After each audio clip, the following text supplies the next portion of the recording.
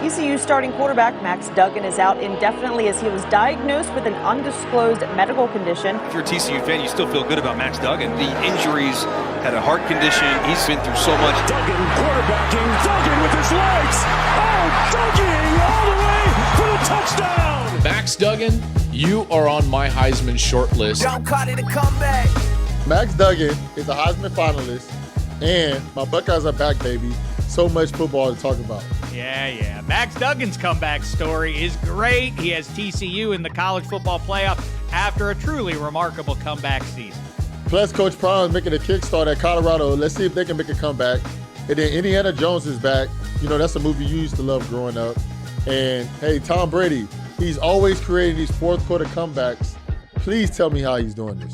I have no ability to tell you that, not among the superhero contemporaries of his, but he still can get it done, and it's looking more and more like he's going to be playing in January in a big spot against the Dallas Cowboys or otherwise. Oh, so you saying we're going to see Brady again? From Wondery, I'm Ryan Shazier. Yeah, and I'm not Tom Brady. I'm Dave Dameshek. And this is Don't Call It a Comeback.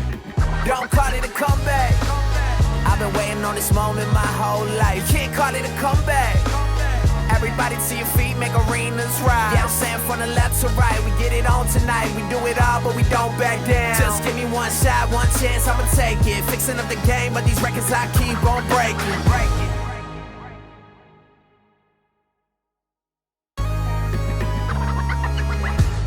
All right, Shay, let's get into this Max Duggan comeback at TCU. No. All right, fine. I'll do it for you, 5-0. We can talk some more Final Four. We know the Horned Frogs are heading to the playoff in just a few weeks now, but to tell this tale properly, we need to head back to 2020 when TCU quarterback Max Duggan was undergoing routine COVID tests a few weeks before the start of the season, and doctors discovered a heart condition that required multiple surgeries to fix. As you can imagine, and as Max tells it, this was no simple situation. I had a 9-hour procedure, and then 2 days later, I had a blood clot from the surgery, so I had to go into emergency surgery right after that. Duggan came back in time for the start of the season, but he never fully got into a rhythm, and the Frogs went 11-11 over the next two seasons. And after failing to make a bowl game in 2021, TCU moved on from their coach of 20 years, Gary Patterson. How stunning was that move for you, 5-0? It's not that surprising to me. When you have somebody for 20 years and they haven't taken you to the promised land, sometimes a change is needed. All right. I was more skeptical of it, but the new head coach, Sonny Dykes, benched Duggan for a promising transfer from Oklahoma. And just 1 week in, that new starter got hurt, and Duggan got his chance again at a comeback. This is a guy that has not quit, has battled adversity, both in his own life personally and now in his career as a college quarterback. And he just keeps playing. Over the next few weeks of roller coaster wins, Duggan went from the bench to Heisman contender as TCU beat Oklahoma State and Kansas State and Texas. Duggan takes off again. First down and more. Max Duggan barreling down inside the 40. He has just said, give me the ball. I'm taking this over on the ground. But then another setback. In the Big 12 championship game, Duggan and the undefeated Horned Frogs stumbled en route to the playoff. He's got the ball. No! Kansas State stops him. K-State's defense rises up on the goal line. But justice was still served, even with the one loss. They weren't fully out of it yet. The playoff committee could still give Duggan a shot at a title, something even he wasn't sure they deserved. Do you feel like you guys should be in the playoff? I don't even know right now. I think if we got in, we would give one heck of a fight. And guess what? The playoff committee did pick Duggan and TCU. Now they'll draw number 2 seeded Michigan in a semifinal matchup on New Year's Eve. I think you've seen Michigan play football before. You remember they just played in Columbus a couple of weeks ago, Shazier. So for more on Max Duggan and TCU's comeback season and the upcoming game against Michigan, here he is, everybody, host of the Solid Verbal podcast, Dan Rubenstein. How are you, man? Couldn't be better. Thrilled to be here. Well, it's a pleasure to speak with you. And let's just jump in on what I asked 5-0 a second ago there. Your opinion. Gary Patterson, so many good years in Fort Worth, really turned what was a borderline dead program around. But last year was dreadful. How did Sonny Dykes and Max Duggan turn things around this quickly? So Sonny Dykes has that history of developing quarterbacks quickly. You go back to what he did at Cal with Jared Goff, of course, turning him into a number 1 overall draft pick. And then he was actually at TCU a few years ago after he was let go by Cal as an analyst, and then goes to SMU right across town in Dallas and turns an Oklahoma transfer, Tanner Mordecai, into a really, really good quarterback. And so the interesting thing with Max Duggan is he's always shown the ability. He's always flashed that he was a blue chip recruit coming out of Iowa. He's shown that big play ability as a dual threat, but wasn't always in a system that really let him flourish. And then, getting to play in a Sonny Dykes system, even though, and we'll get into it, that he didn't win the starting job, it's sort of like you go to Golden State as somebody who can just pop a 3 in a corner all the time, right? It's a very friendly system. You go to Wisconsin as a left guard, they're going to line you up and they're going to say, go hurt somebody. And you're like, great, that's exactly what I want to do. And so as a quarterback, when you're told, we want you to throw it a ton, we want you to bomb it downfield, and we want you to have fun doing it, it's kind of a quarterback's paradise of a system. So there were no expectations coming into the season for both Duggan and TCU, and I'm sure we'll get into it as well. They didn't get a single vote until the 5th week of the season, let alone a vote to be in the top 25. They didn't get a single others receiving votes. So they're just playing with house money. They don't play a single team of any substance early on. I mean, they play SMU, the rival, but a down Colorado team, something called Tarleton State. So he just gets to sort of ease into the season, bombing it downfield with no expectations. So, to me, that's kind of funny because that sounds like another coach that I'm really familiar with. When it comes to Ryan Day, when it, just quarterbacks love to play for that type of offense, like they just throw it all over the field. But I want to bring it back a little bit. I know that I call TCU trash, and the whole time I was watching this game, I was wondering, I'm like, I wonder if they have like a picture of me in the locker room, like Ryan Shazier said we're trash, right? But I want to bring it back. So Duggan had heart surgery in 2020. Then he came back, got the starting job, lost it again in 2022, and then won the job back. Like, what did everybody expect from him at the beginning of the season? Because I know nobody expected this. No, not at all. Obviously, he doesn't win the job. Chandler Morris wins the job out, who flashed last year against Baylor in another rivalry game, the Revivalry, which is a great name for a game between Texas Christian and Baylor. And so he flashes and shows a good amount of ability. And the interesting thing with college football, especially with quarterbacks, is not a lot of guys start 3-4 years anymore. If you're really good, you're starting 1 year, 2 years, 3 years. And so we actually, as college football fans and, of course, TCU fans, they have data points on Max Duggan. They know the good, bad, and ugly from the Max Duggan experience. And so there was something, I think, early on about getting a fresh start with a new quarterback, with a new coach. Like, TCU fans sort of understood the Max Duggan experience, which is a good amount of highs, but some accuracy issues, some turnover issues. And Chandler Morris, as a transfer, they can say, look, let's give this guy the reins. Let's let him see what he has with the ones. And honestly, he wasn't great early on in that first game, but he gets hurt. And Max Duggan, with the experience in the new system, it was kind of a surprise that Max Duggan popped the way he did, considering, and I know we talked about Gary Patterson just a little bit, this team was awful to end last season. This team was very, very bad. Gary Patterson is a defensive guy, and this was one of, especially as it's relative to the talent on hand, one of the worst teams and defenses in college football. And so for them to flip that in a matter of days, really into the season, pretty incredible. No TCU fan, I think, fully saw this coming. The comebacks are beyond just Duggan, the individual, who then becomes, I suppose, no one's going to push back on the idea he is the personification of this whole team. So his personal comeback then kind of sort of feels like it leads to comebacks against Texas Tech and K-State and Oak State and so on. To what do you attribute it? I don't know if that it's too saccharine to suggest that the feel-good story at QB then, informs the rest of the team. But to what is owed these big rallies that we've seen all year from these Horned Frogs? I think it's a belief in Duggan because he's been a constant, right? Gary Patterson was the constant. He's there for 20 years. He is the face of TCU football in the modern era, period. leading them from a group of 5 level conference in the Mountain West to the Big 12.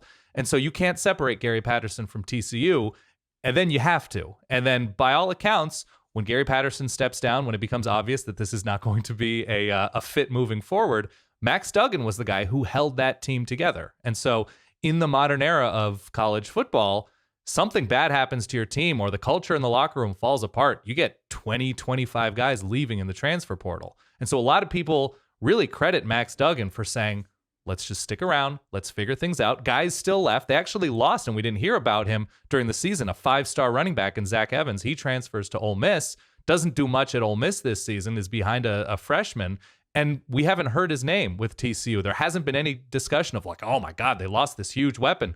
Nobody mentions him. And so Max Duggan, even when not winning the job, keeps the team together, supports Chandler Morris. He could have very easily, which a lot of people do, transfer out when he doesn't win that job. But he sticks around, and he's sort of that connective tissue that everybody, is used to seeing around the locker room. He's the leader of this team and sort of puts his money where his mouth is and sticks around and steps in when he's needed. And with regard to the comebacks, like if you turn to the guy in the huddle, if you turn to the guy barking the signals, whatever, and he's confident and he's excited to score points, how can you not be? And so I think that's a lot of it with Max Duggan is they turn to him for confidence, and he's fired up, he's ready to score more, and everybody responds to it. Yeah, that's one thing that I really respect about Max Duggan is how he's willing to fight, how he's willing to put up a fight, how he's willing to show confidence, show effort, and show tenacity. Like with you just even speaking up the transfer portal, they said there was over 1,000 kids in the transfer portal that happened this Monday. Like even my god brother who plays at a school right now entered the transfer portal. So like there's a lot of people that's in this transfer portal, and Duggan decided to stick it out and say, hey man, everybody just trust in what I can do, and I trust in myself. But coming back to that, every week, like you said before, they've been coming back every week, and they ran out a little bit of luck this past weekend versus Kansas State. And when you were just talking about Duggan has those highs and lows, and everybody's used to having those highs and lows, he haven't really had a lot of low moments this year. No. Do you feel that TCU deserve to be in the playoffs because they will be going against better defenses and teams that might be able to expose those weaknesses that you have? Yeah, I'm a big believer in if you don't believe in TCU, who do you believe in? And what TCU did more than basically anybody is win games. They didn't blow out teams. They didn't comfortably win a ton of games, but they found ways to win. Their quarterback was very efficient. I'm a big believer that it's a very simple formula to get to the playoff. It's quarterback and defense. Everything else can be filled in. You can cover up for a not so great offensive line, which I don't think TCU's offensive line is all that good. If we've seen Max Duggan do anything this year, it's sort of run for his life in very good ways, scrambling to pick up extra yards or to extend plays and make plays downfield.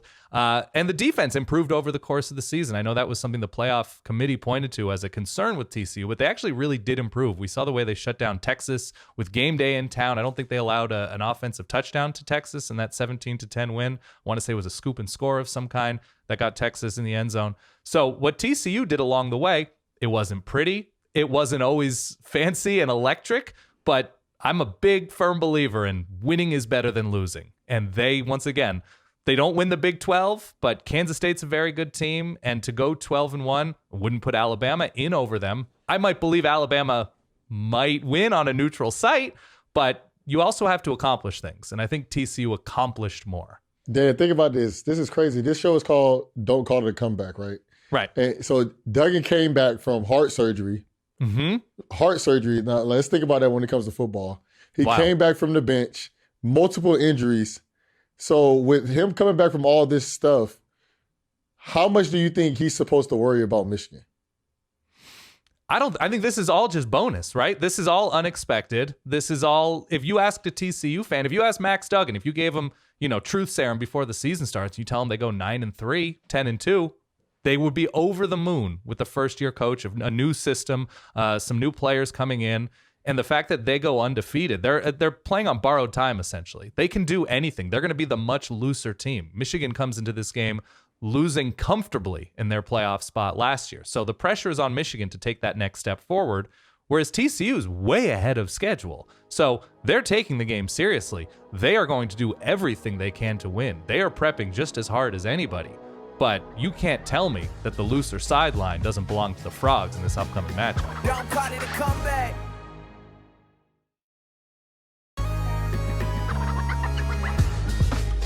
Is it reasonable to anticipate that TCU might give Michigan a game, given how good Michigan's been all this way through the 2022 season? It is. So the reason why, if you like TCU, you should feel decent about the Frogs is the thing that will decide the most football games. I know in college, probably in the pros, it's the ability to generate and prevent explosive plays.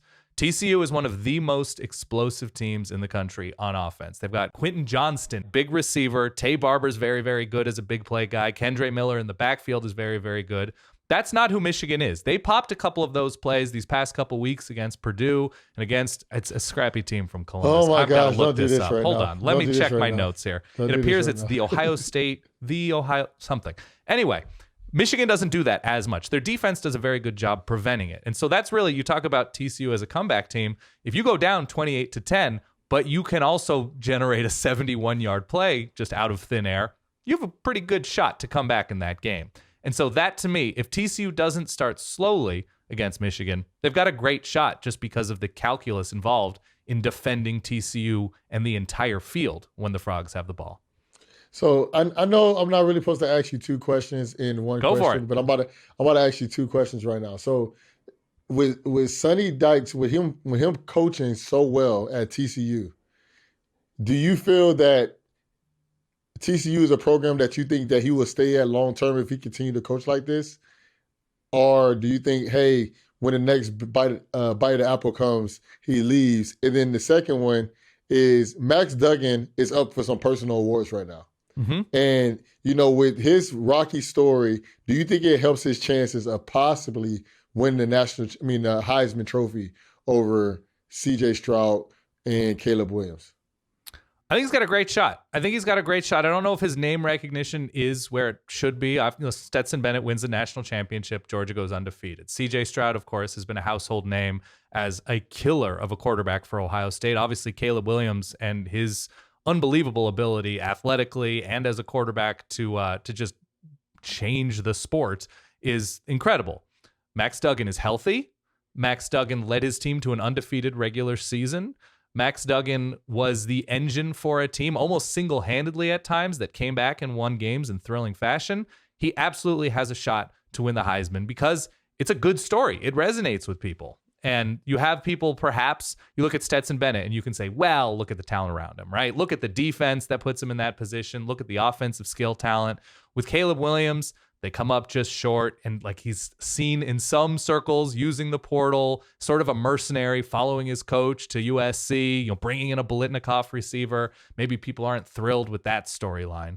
And CJ Stroud, everybody agrees on his excellence, but the last we saw him, it was struggling in the second half of the biggest game with the biggest spotlight of the season. And so that, I think, resonates, in negative fashion, perhaps, with some people. So that leaves you Max Duggan. Now, the last people saw of Max Duggan was throwing everything he could at Kansas State and coming up just short. But look, you look at his numbers, you look at the wins, it's hard to argue with the excellence of Max Duggan's 2022.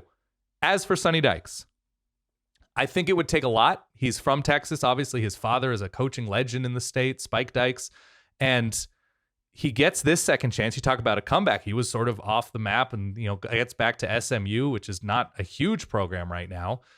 So he makes a comeback to a Power 5 school and already has these results. You never say never. I wonder, it is interesting to consider, and we'll see when we get to the playoff and the 12 team and how the choices are made there. But I do wonder if you're suddenly in a better spot than we imagined you might be in if you're TCU or, you're a Big 12 team, because you would think the path is going to be a little breezier for you. And with 12 slots available, one loss might get you into that one. Also, what's funny about the Heisman conversation, just to go back a second, imagine if I told you on the Saturday morning of the Bama at Tennessee game that there are going to be 4 finalists, all quarterbacks, and It's not going to be Hendon Hooker or Bryce Young. Not both of those guys ain't going to even make the Final Four of that one. Let's talk about the other Final Four, though. Do you think Michigan fans? Sure. I know Ohio State fans are overjoyed to even make this, but this is a nightmare potentially for Michigan, a dream if they reach the national championship game. Do you think Michigan fans are rooting for, assuming they can get past TCU, which is assuming a bit much, I know at this point, but do you think they want to see Georgia, who they're going to have longer odds against beating, or do they want to have to face Ohio State a second time after they already whipped them in Columbus? I think they want Georgia. I think they want Georgia so because what is it that Michigan has to prove by beating Ohio State? All due respect to Ryan, all due respect to Ohio State fans, and I think they'd feel the same way, that Michigan gets over this hump these past couple years. They go to Columbus and win big. What do they need to prove by playing Ohio State again?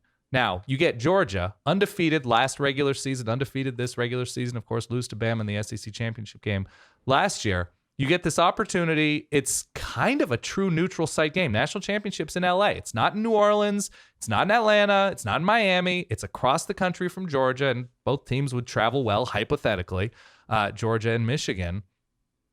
If Michigan can beat Georgia in a national championship game, it would be 100 times sweeter than beating Ohio State. They've already done it. They already know what it feels like, and they did it in their house. So I think it would feel a bit like a rerun. And if you're a Michigan fan and Ohio State beats you on a neutral site in January, why is that more important than losing in Columbus? Like, it doesn't make any sense to me why any Michigan fan would want to beat Ohio State twice when it's sort of been there, done that to me. Dave, and that's exactly what I would expect from somebody that said before the podcast that they like Michigan. So I do. I'm married into a Michigan family. What do you want me to tell you? Yeah, so that's exactly what I expect, because they don't want to see us again. I think, so like I said before, that 70% of the game, Ohio State was winning.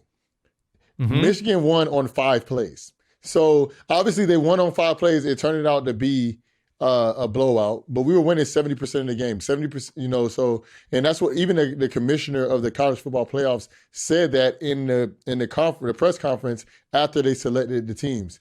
And to me, I think a lot of Michigan fans obviously don't want to play us. They want to play Georgia. Everybody wants to play Georgia until you play Georgia. Sure. So, but the thing is, I think also a lot of people are still like, oh man, I don't like what J.J. McCarthy said, hey, or, because the thing is, you might have beat us, but it's like poking the bear.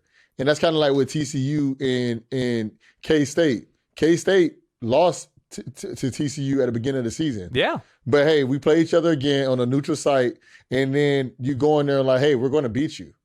And so with J.J. McCarthy, it's like, yeah, of course we want them again. Yeah, like bring it on.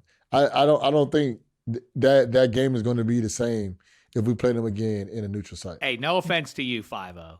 My point is that that's not the premise of college football. We'll see what the 12-team playoff looks like and how that alters the sport fundamentally.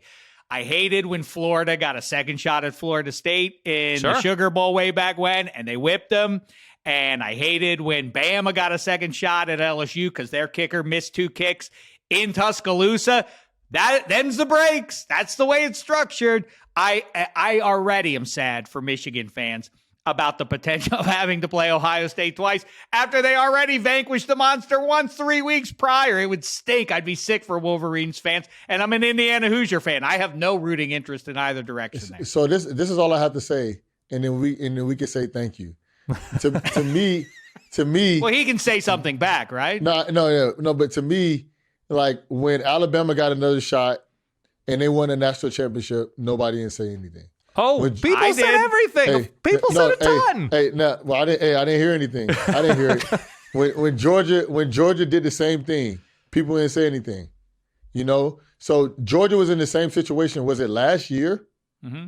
The same as that situation last year. So to me, a lot of people say, oh, Ohio State should be punished because they didn't play in a bowl game when it comes to TCU and USC. But We lost to somebody on our side of the division while everybody else on the other side of the division had 5 losses. While Utah already beat USC, but they was in 2 different sides of the division. And the same thing with Kansas and TCU. So to me, I just think, hey, Alabama did it, Georgia did it, and Ohio State about to do it again. That's all I have to say. Here's why I think you're right. How about this? Here's why I think you're right. The Pac-12 ditched divisions. The Big 12 doesn't even have divisions because they only have 10 teams. So in a just world, Ohio State and Michigan would have played the next week. I think that's kind of lame, right? That they play the game and then they go and play in Indianapolis the next week. It's just like it erases the stakes of a game. And that's when we go to 12 teams. We're losing stakes all over the place in the course of the regular season. But if I'm an Ohio State fan, I would never say we were winning 70% of that game. That's Michigan State talk. That's Iowa talk, right? That's Indiana talk. No. I understand. I completely understand what you're saying. I'm just saying, based off of what the commissioner said. Oh, I hear you. Yeah, we were winning the game all the way until 7 minutes, and then you guys pulled away on 4 plays. And to me, it's just so crazy how everybody's like, they smashed you guys. Smashing somebody is beating about 40, and they're losing pretty much the whole game. You lost by 22, Shazier. And by the way, I don't care based on the structure. Only 4 teams out of all the college football teams get into this tournament. The idea, and I'm not arguing that Bama should have gotten in. This was a weird season, and Ohio State rightly gets in at that 4th slot. But what you're talking about overall is the idea that it would be the same as way back when Troy Aikman and the Cowboys were great and Steve Young and the Niners were great, and they played in the NFC title game with the San Diego Chargers waiting on the other side.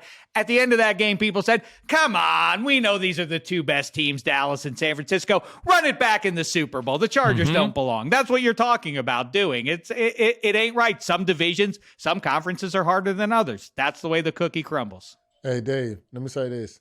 You just continue to watch basketball over there in Indiana. Okay? And then Dan doesn't like us because he's an Oregon Duck and a Michigan guy. So we beat him already. Hold on. Oregon and Ohio State played on the field in Columbus last fall. I can walk you through the box score. Hey, I can walk you through the results of Anthony Brown. When it mattered. Oh, okay. When it mattered. I had confetti fall on me. That's true. I had confetti fall on me, and it was not Oregon's colors, and it was unpleasant. It was not fun. No, but thank you so much, Dan. We really had a good time. Awesome stuff, Rubenstein. Oh, pleasure's all mine. Don't call it a comeback.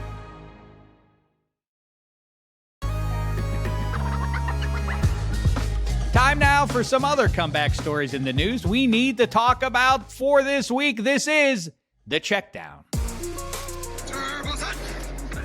All right, you mentioned it at the top there, 5-0. Tom Brady did it on Monday Night Football. He rallied the Saints 17-16 to pull off one of the craziest fourth-quarter comebacks of his career, throwing the game winner with 3 seconds left. This was the 44th come-from-behind win in the 4th or OT for TB, passing one Peyton Manning for the most ever. Shazier, is 45-year-old Brady still the scariest fourth-quarter quarterback alive? So I'm going to have to disagree with you on this one. And the reason I have to disagree with you is because there's a guy named Patrick Mahomes right now, and we had a stat that says he wins 70% of the games when he's down by over 10 points after halftime. So I'm definitely going to have to go with Patrick Mahomes in this situation. But with Brady overcoming Peyton Manning and becoming the first quarterback to have 44 comebacks in the history of the game of football, it just shows you the legacy that Brady is continuing to leave the game of football. Like when we start looking up Tom Brady's name in the Hall of Fame and you look at his stats, you're going to be like, man, this guy is unbelievable. Like when you look at Jerry Rice, his stats are so far away from everybody else's. It's almost unreal. And that's what Tom Brady is trying to do right now when it comes to the quarterbacks. And with him having his 44th comeback in fourth quarter, it just shows you why he's a 7-time Super Bowl champion. Oh, yeah. Listen, you're not disagreeing with me. I'm on board with where you are. Mahomes, I would take Joe Burrow probably at this stage over 45-year-old Brady. That being said, it looks like the Bucs are going to win the NFC South. I don't want to assume too much, but that means a home game for a wild card team is going to have to go and play Tom Brady in the wild card round. That's going to be a tough out. Moving on, with Jimmy Garoppolo's season-ending foot injury, San Francisco playoff hopes are now in the hands, it would appear, of rookie Brock Purdy, who holds the distinction of being the very last pick of the 2021 draft. As you know, that makes you Mr. Irrelevant. Can Purdy go from in this comeback story or take the Niners in a bounce back now that a lot of people are kind of burying them? Can he go from Mr. Irrelevant to franchise savior? What's crazy is with Purdy, I think they say he is the first Mr. Irrelevant to throw a pass in a game. So to me, I think just this kind of remind me of what Dan was saying earlier with Max Duggan. It's just right now, anything that he can get really means the world to him. So I don't know if he's trying to be a franchise savior. I think he's just really excited about the possibility of just playing.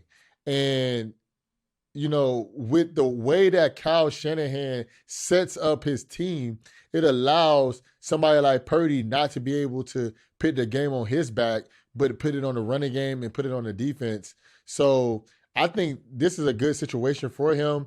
And with Baker actually going to the Rams, getting signed by the Rams, not the Niners, shows you that they believe in this guy and they feel that he can lead them into a good situation. I don't know about a Super Bowl, but to a good situation. Let me tell you something very quickly. There is a level of disrespect in a lot of commentary I'm hearing over the last handful of days directed at Jimmy G. The idea that, hey, this is a good spot for any quarterback and Kyle Shanahan's system. Who exactly do we think Kyle Shanahan? How good do we think this Niners defense is? In 56 Super Bowl experiences, no rookie QB has ever taken his team to a Super Bowl. You think Brock Purdy's about to do that? It is over for the Niners. I'm sorry to say that. They cannot get to the Super Bowl. I didn't say you said that. A lot of people are talking about, can the Niners still make some hay in the playoffs? No, they cannot. They might win a game. They might win 2 games. They are not going to go to the Super Bowl. I'm sorry to issue that. Spoiler alert. Nothing against you, Kyle Shanahan, or the franchise. It's over for you. You cannot run the 7th pick. Tom Brady is one of one, and he was, I don't know if you heard, he was drafted in the 6th round. Brock Purdy, 7th round. This is not some feel-good story. I feel bad for Brock Purdy. He's been dropped into a tough spot. What I love is that Baker Mayfield, a lot of people are speculating maybe the Niners will go get Baker Mayfield now that he's been released by the Carolina Panthers.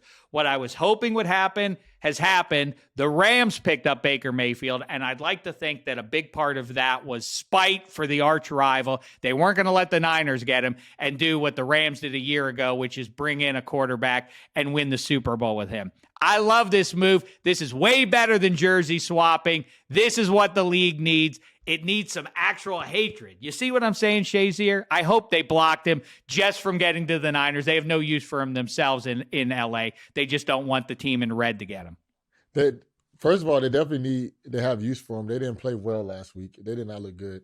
And then the second part is, how many passes did Jimmy Garoppolo throw in the NFC Championship game to go to the Super Bowl? I mean, 20, whatever it was. It wasn't that many. It was like 8. Okay. So, hey, if they went into a Super Bowl off the back of their quarterback throwing 8 passes, hey, you just never know what Purdy can do for them. I know that what he can't do is take them to the Super Bowl. No rookie QB has ever done it. You think Brock Purdy's going to do it? I'll take that bet. See, you're making him irrelevant. Hey, watch, he's gonna make sure that you know that he's relevant. By the way, again, I'm going to say it again to you. This jersey swapping jazz has to go. This is good. I hope the Rams did it just to stick it to the Niners. That's my opinion. I'm a fan. We need some more WWE style hatred going on. Not this, not the circling up teammate side by side. Not, hey, will you sign my jersey after the game? No one wants to see that. That's just for you guys. Do that in the bowels of the stadium, out of our eyesight. We don't care for it. After winning his 2nd straight SWAC championship with Jackson State, Deion Sanders is officially heading to Colorado, a Power 5 program. I don't know exactly where you come down on this. I say, Deion, You did your job well there. Move on to Power 5. You owe no one anything, I don't think, at this point. But Colorado went 1-11 this season and looked plumb awful, but already secured a commitment from the 4th 5-star recruit in school history. Deion gave a very honest introductory speech to the kids on the team. He told them, hey, a lot of you guys aren't going to be here. You may as well hit the transfer portal, or you're going to be replaced by guys coming in from the transfer portal. Do you think Coach Prime is the man to lead Colorado back to relevance here, Shazier?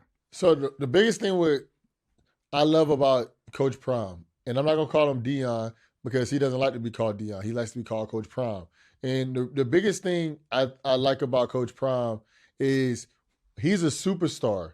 And with him being a superstar, that brings attention, that brings relevance, that brings people that wants to be in your circle. And imagine a 4-star DB, a 5-star DB that wants to be coached by the greatest DB of all time. And you understand that he understands what you like. He understands what you've gone through as a player coming out of high school. I think that can really help Coach Prime when it comes to recruiting guys to Colorado. And Colorado has the facilities. I heard that they just put a lot of money into their facilities. They actually have some of the better facilities in the Pac-12. So with him going from where the school only had a $1.2 million budget for the whole football program to now he has a school that has over $100 million budget for the football program. I don't know if it's exactly 100. I don't want to say the wrong numbers.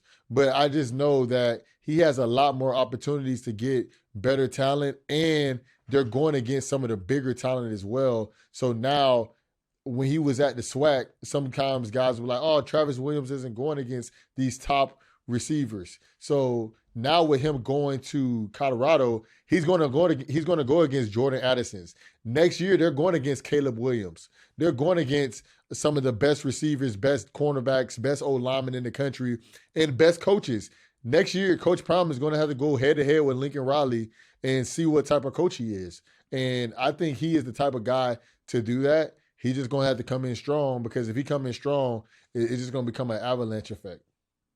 I don't disagree. You know, it's hard to stay relevant as you get further away from your playing days with a new generation of players. I've been around Deion Sanders some, and he has a certain charisma that seems to transcend time and space with even modern day players. 23-year-old NFL rookies in his company swoon at Deion Sanders. He's, like I say, he has a certain charm, a certain respect given to him as, you know, one of the top 3 corners of all time, but something even more than that. I do expect that he's going to be able to recruit the hell out of Colorado for the youngsters over there. Harrison Ford is officially making a comeback as Indiana Jones for one last time. So he says. Dr. Jones, one of my all-time favorites. Dial of Destiny will be the 5th installment in the series, and the first not directed by Steven Spielberg. The last time Ford reprised his role was in '08 in the much-maligned Kingdom of Crystal Skull. I pretend it never even happened. I don't watch it because it just ruins the great series of Dr. Jones movies. Is this a comeback anyone is asking for, 5-0? So somebody that's more of a millennial, I'm going to just do something that's going to, boomerang this one back to you. Okay. And you tell me, this is the comeback that you want to see? I hold the original trilogy of Indiana Jones and his adventures dear. As I say, I didn't even see Crystal Skull. That shows you what I think about the attempt to reboot this series. So no, but if I hear it's dynamite, I'll be there on day one. I'm subject to what the Rotten Tomatoes people of the world have to say about it. So you're a bandwagon. So that's right. All right. Basically, that's what you're getting at. Who, by the way, one actor got to play Han Solo, Rick Deckard from Blade Runner, of course, as I know you know, and Indiana Jones. What a life. What a life, Harrison Ford. Hey, you're about to make your comeback, Shazier, to Twitch. You've hosted a show or 3 on Twitch before, but this week you've got some stuff going on with Amazon Music Live's Twitch show and ASAP Rocky. Time out. Did you just say Is it ASAP? I knew it. Oh my gosh. I knew it. It's Oh, my ASAP God. Rocky. What do I know? I can talk to you about Rocky Balboa. I don't know about ASAP Rocky. What do I know? Please, Shazier, take the stage. Tell us more. All right, so everybody, I'm going to be dropping by Amazon Music live stream with ASAP Rocky after Thursday Night Football, Rams versus Raiders. And then also tune in to Amazon Music channel on Twitch where I'll be chatting on the pregame concert show as well. So it's just going to be a show. We're going to be talking about, the music, talking about the game, and then also just telling everybody about Don't Call It a Comeback.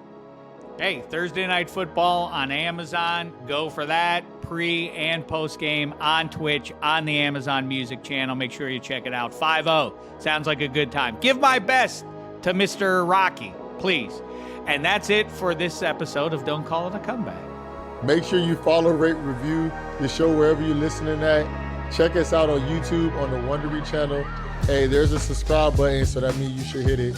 And don't miss out on any episodes. We'll see you all next week.